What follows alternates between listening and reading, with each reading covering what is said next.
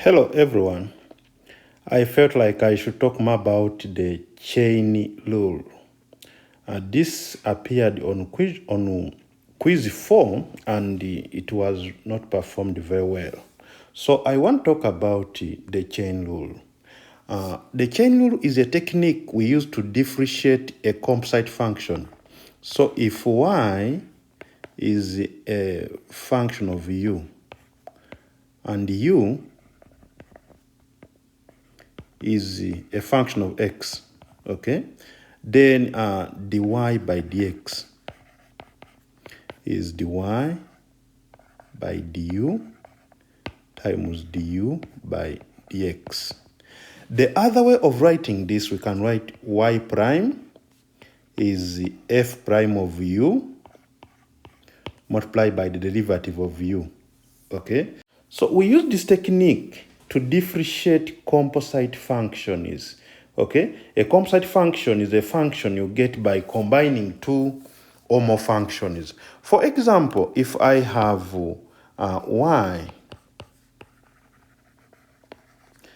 y is equal to x, 2x plus 7 to the fifth power, okay? If I'm given a simple function, y is equal to x plus 7 to the fifth power, and then we want to find the derivative, then we will say that, okay, dy by dx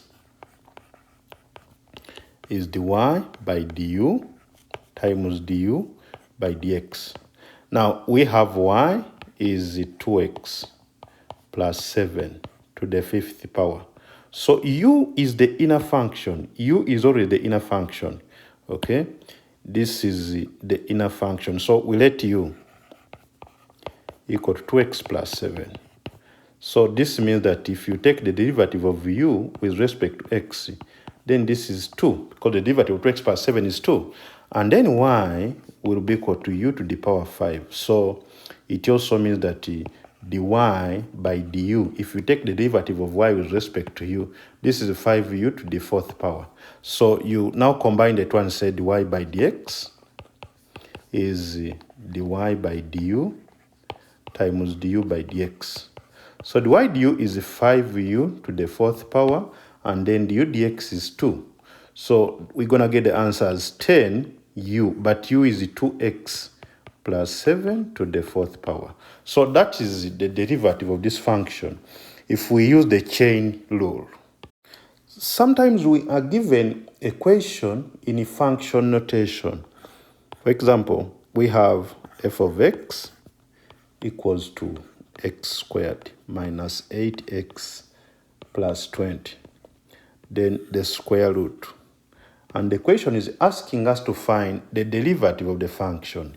So what we do, okay, we say that, okay, this is, we let the inner function, what we have inside the radical, okay, is equal to u. U is equal to x squared minus 8x plus 20. And then the function now changes to f of u, okay? It's no longer f of x, no.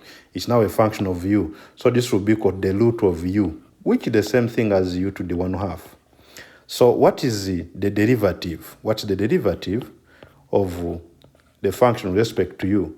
This will be 1/2 of u to the 1/2 minus 1, that's negative 1/2.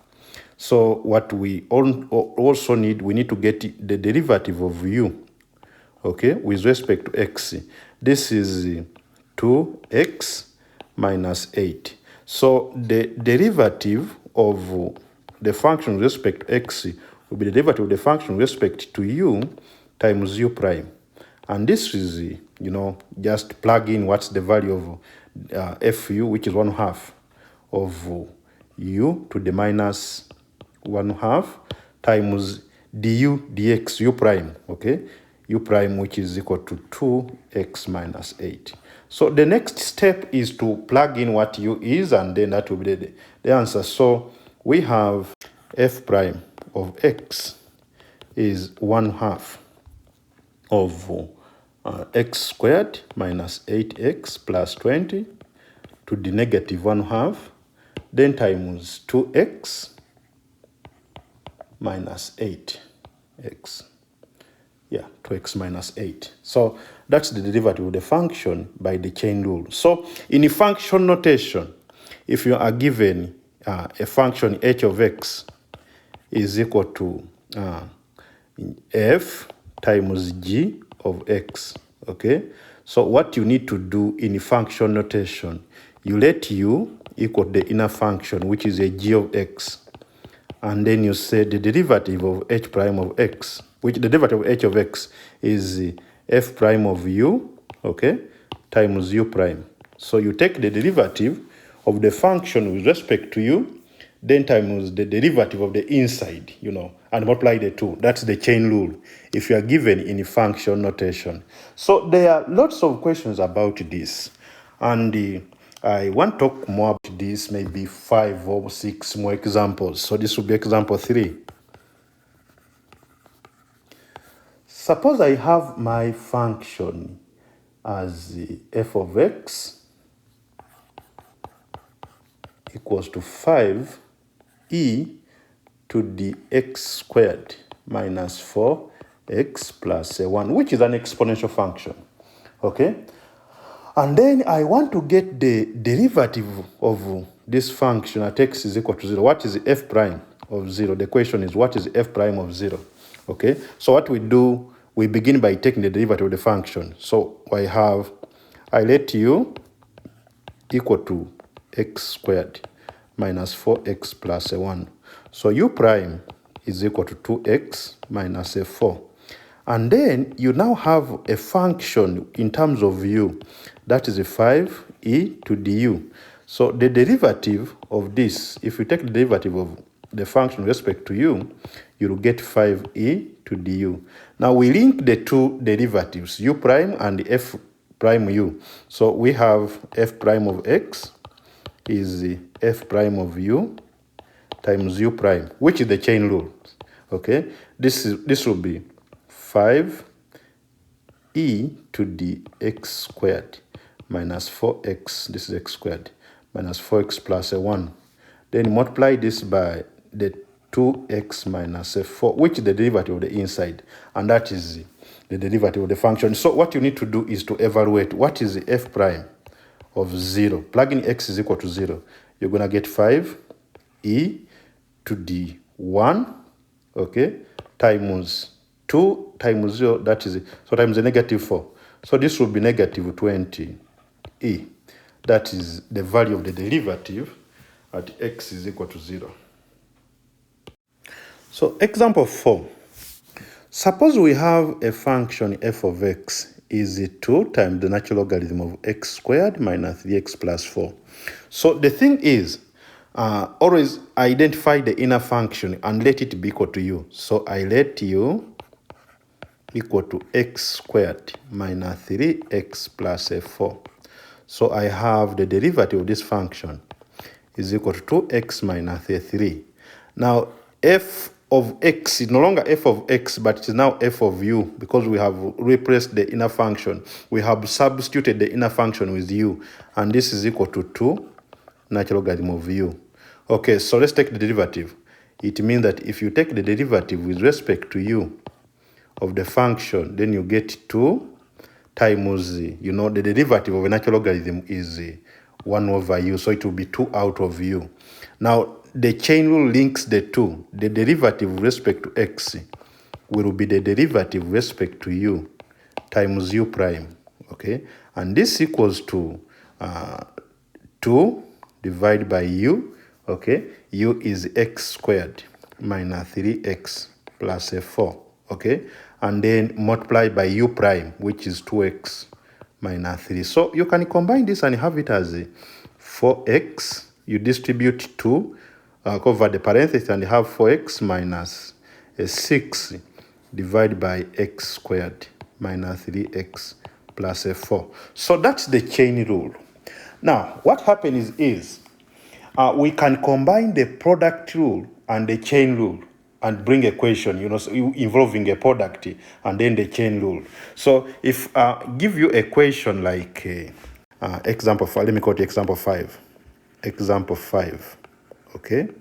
Suppose I give you a function of x is 5 to the power x times the tangent of x, okay?